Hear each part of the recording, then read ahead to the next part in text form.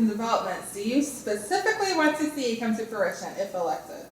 The two Boys and Girls Clubs came in and basically argued for a new gym because they said their largest need is indoor sports for basketball and volleyball and that sort of stuff. Obviously, the ice rink people came in and said, well, not only do we need the ice rink repaired, we need a second sheet of ice.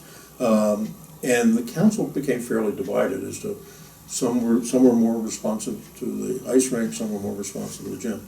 I put a proposal on the table that we go ahead and bite the bullet and put up one facility that would be combination gym and ice rink. Council looked at that and I said, yeah, it's more expensive, but if we do it on a multi-year basis, like year one, find a site, year two, start to do design, year three, start looking for construction, year four, occupy. And council, it was a 6-1 vote to go forward with that deal. I see in 10 years, I see the need for a second new gymnasium. And we need to distribute them. This current gymnasium's in the center part of the city. I see building one either to the north part of the city or the south part of the city now. And then in about 8 years or so, 5 to 8 years, building the second one on the other side of the city that we did. What capital projects and development I want to see is I would like to open up more opportunities for volunteerism in our parks, and if that takes creating or adding on to the park agencies, then I will do that. The current gym is incredible. Last year we had 300,000 people go through the gym, so it gets very well used. The ice rink is very well used, and the ice rink now has some structural and operational challenges to it, which is going to require us to either invest a substantial sum of money into maintenance and repair or replacement. I think it's wrong to move forward on the dual sport facility that we are, and I would hope that the council in the very near future would change it. Unfortunately, one of the sites we were potentially looking at was the racetrack, because we were in process of trying to buy the racetrack. Well, the purchase fell through. The owner of the racetrack decided they didn't want to sell. So now, we're still looking for a 15, 18 acre site that we can put the two facilities in. We're working with Park and Planning, we're working with some other agencies, looking at sites that could be usable. I still think that's the way to go. From the city aspect, Jimmy Marcos and I, Councilman Marcos and I, were the proponents to replace the ice rink with a new facility. And that quickly morphed.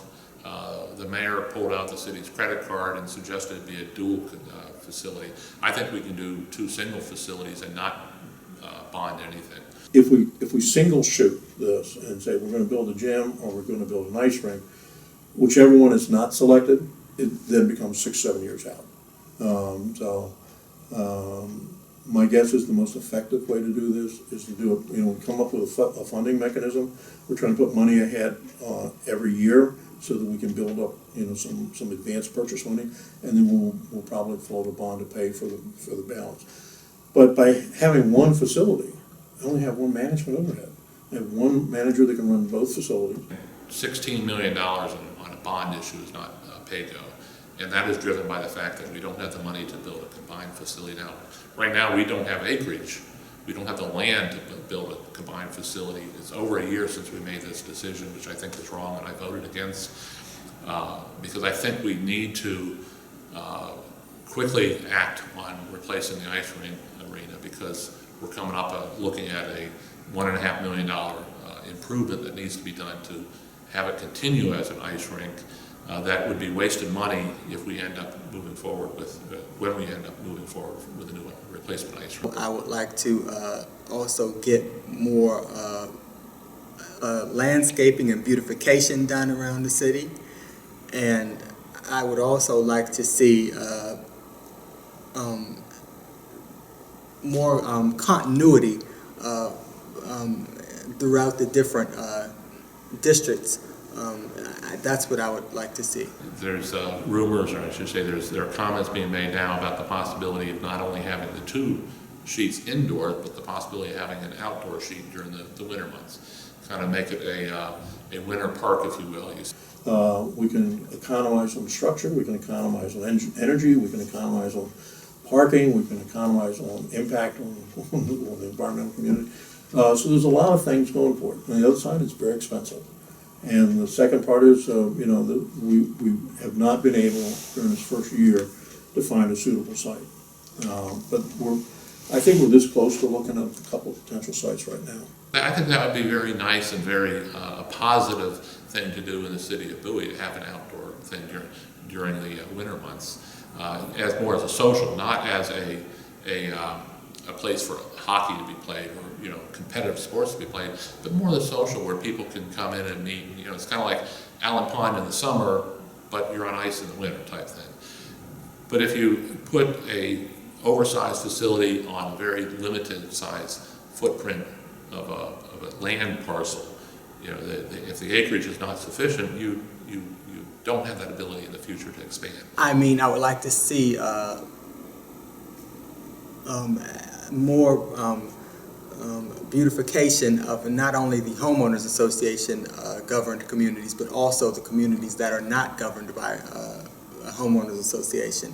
And I would just like to see more art and beautification done to those areas. Additionally, we need to continue to look at the availability of land for outdoor sports, for fields. We are bursting at the seams with users on the ball fields, and I think we need to look aggressively at acquiring land that would allow us to have additional fields, have additional parks. I'm a frugal guy.